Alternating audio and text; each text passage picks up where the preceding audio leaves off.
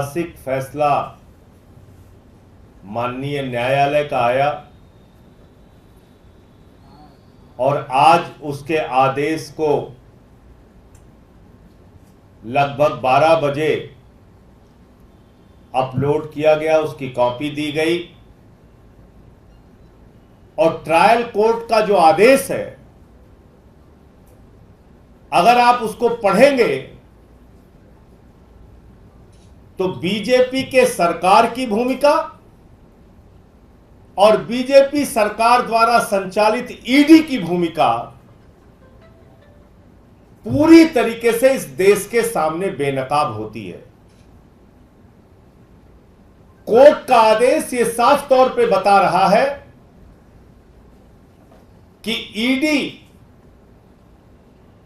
मनगढ़ंत तरीके से तथ्यों को हमारे खिलाफ इकट्ठा कर रही है।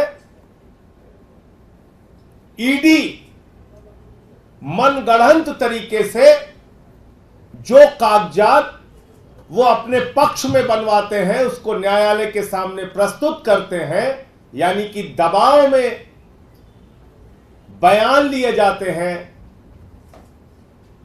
गिरफ्तारियां की जाती हैं, सरकारी गवाह बनाए जाते हैं और उसके आधार पर केजरीवाल को गिरफ्तार किया जाता है।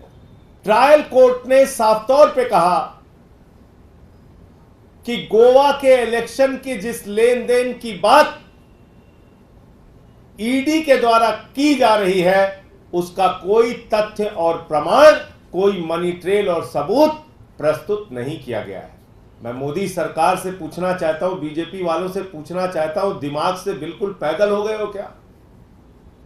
बुद्धि काम करना बंद हो गई तुम लोगों की?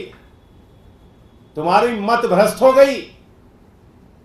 अरे ट्रायल कोर्ट का ऑर्डर अपलोड नहीं हुआ, ट्रायल कोर्ट के आदेश की कॉपी नहीं मिली, उससे पहले हाई कोर्ट पहुंच गए।